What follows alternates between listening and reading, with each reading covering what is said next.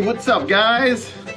Happy Friday, January 2022. How about that? I hope everyone's having a fantastic year so far. So let's create more greatness together. How about that?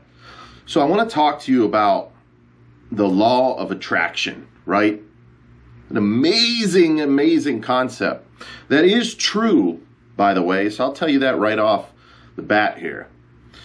Now, there might be a little bit of a stigma tied to the law of attraction. Some people have heard of it, don't know what it is. Other people just say it's woo-woo, baloney, spiritual crap. And others may not even want to hear about it because when they hear law of attraction, they just kind of shut down, right? They're like, whatever. But I can assure you that it is a true law of the universe. And I've had firsthand experience for many years in many manifestations that are nothing short of miraculous occur in my life, in different areas of my life, financially, in my career, with money, with people, with relationships, all sorts of different areas of my life, right? Different hobbies and things I'm interested in that I've focused on. And I'll tell you what, there's so many spooky manifestations that have occurred in my life that it would blow your mind. And so I am going to share a story with you today on one particular manifestation that blew my mind, still blows my mind today. And it just goes to show how powerful the law of attraction is in the manner in which you utilize this law, right? Because there's plenty of coaches and books and resources out there that talk about the law of attraction. And I think what the single most important aspect about this law of attraction in manifesting things that align with what you want into your life, probably the most important thing I could tell you is that if you don't have your mindset, first of all, is going to be everything. Your mindset and your perception of reality is going to be everything. If you're a very high-strung, stressed individual that needs proof of everything, right? You're incredibly skeptical. And I think healthy skepticism is important. But I'm talking about somebody that's skeptical. Like they need to see it to believe it, right? If you're that type of person, it's going to be very hard for you to manifest things that you want. In fact, you're probably unknowingly manifesting things that you don't want. More stress, more anxiety, more events, situations, circumstances, even people that you don't align with. And you just won't realize that you're doing it. So probably one of the most important things of the law of attraction is understanding from a neuroscience perspective what's happening, because there is science and research that points to how powerful the law of attraction is. They just don't refer to it as the law of attraction. And so there are studies on visual mental rehearsal, right? And that's visualization and how powerful that is. And that really is one of the underlying ways in which you generate more of that which you desire is through focus and attention, visualization, meditation, right? So there is definitely some science out there to back it up. And that's not even talking about quantum physics. Quantum physics, there's plenty of ideas and concepts and proof in quantum physics alone, and quantum mechanics that point to the law of attraction being a real law of the universe, that like attracts like, right? Just like a magnet. So I don't want to get too off base here because I'm going to share a story with you. But what I could tell you is if you don't understand it, you need to start to understand yourself first. You need to build an awareness. And it's hard to understand something if you don't know what you don't know. And that's where most people are coming from. They don't know what they don't know. The law of attraction, baloney, whatever, right? But you need to start to understand your mind. You need to start to understand the neuroscience and what's happening in your brain. You need to understand what your focus and your attention does. And the only way to really build that awareness, well, one, you could read about it, right? You could read not just about the law of attraction, but neuroscience in general, and you will see the similarities in certain concepts and ideas and how it all ties together under different types of nomenclature and terminology, right? You could read a neuroscience book, and some of them will refer to the law of attraction, but others won't. but they'll refer to other concepts and ideas. So you need to start connecting the dots through all that different knowledge. But that's just one way. You need to start to understand yourself at a deeper level, at a quantum level, meaning you need to become more mindful and grounded. You need to understand what the present moment is and how to get there. You need to start to understand your emotions, where they come from, why you're feeling them, how to influence them, how to self-regulate your emotions. There's a lot of work there, and you need to do that work. So the moral of the story is, you can sit there and say you want to be a millionaire or a business owner, or you want attract somebody, the person of your dreams into your life for a relationship. And you may not be getting it because you're really just scratching the surface at that point.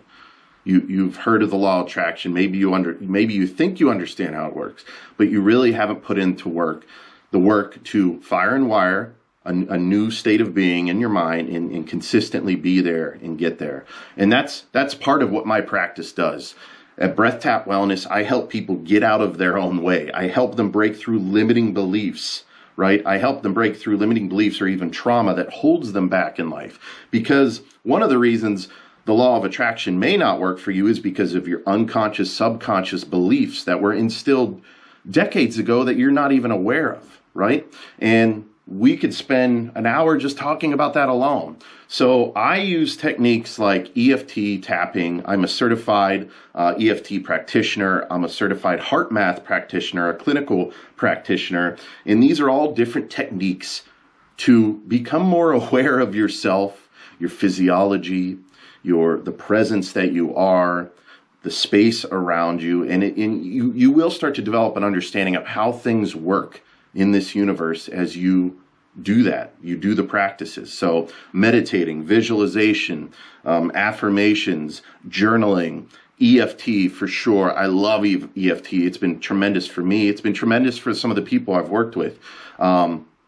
Different mindfulness activities, right? And there's tons of resources out there to do it. But I'm a practitioner, I'm a coach. I help people do this stuff and fast track it. They could learn how to do it on their own, but I could help you fast track it. So that's why I have my practice, because I've had tremendous manifestations in my life, and I'm living the life of my dreams. And it feels great to say that, because for so many years I felt so stuck, so unhealthy, so held back, and I've been able to get through that by getting out of my own way, rewiring my brain for greatness, and pursuing it. Now I share it with others. And so I try to share it with as many people as I can, or the people who are at least open to it. So let's get to the story. All right, so this was just a few years ago. I was already well ingrained in my regular daily rituals. So I really started having an awakening with my mind and the spiritual side of me, which didn't exist before. Several years ago, when I found breath work, Wim Hof breath work, I started implementing other practices. I became extremely into expanding my mind, reading a couple books every month, which I still do. And my mind just started to expand like crazy. And I started to learn and implement and came up with daily rituals that I do every day to get aligned, to focus on that which I desire, to affect more of that which I desire, to bring it into my life, bring it into fruition. And so I have these practices. So just a few years ago, I was already well underway, had my practices that I still practice this day. And so I had already started to expand my mind. And that's when all the spooky things started to happen, right? Spooky situations where manifestations start to occur. A lot of them on a daily basis in small, pleasantly surprising ways, but also in magnificent, miraculous, mind-blowing ways. And so I'm going to share a very interesting story with you. So I was traveling for work. Like I said, just a few years ago, I was down in Atlanta. I had several meetings down there, and I had a flight back in the evening. So I had a couple appointments in the morning, and then I had one in the afternoon that canceled. So I decided, you know what, I'm going to go to the airport. My flight wasn't for 8 hours, so I was going to get to the airport 8 hours before my flight. But my idea was maybe I can get on an earlier flight. If not, I can grab lunch. I'll be able to do some work. I could pull up my laptop, do some work, and I could, do some of my practices, right? Some meditation, visualization, breath work, all that stuff. I have 8 hours to kill. There's no way I'm going to be bored. I'm going to have plenty to do, right? So got to the airport. I was at lunch in a restaurant. It was fairly busy around me.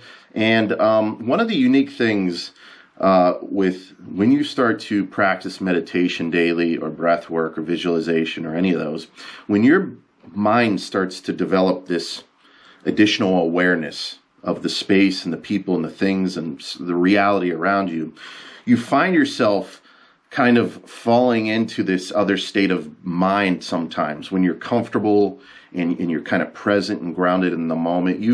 It's almost like a daydream, right? So you ever notice yourself in a daydream? Maybe you're driving a car and all of a sudden you get home and you're like, what happened the last half hour? I don't even remember driving. Like I was just lost in my mind. It was daydreaming. We all daydream. We do it every day. A lot of times we do it unintentionally, maybe intentionally.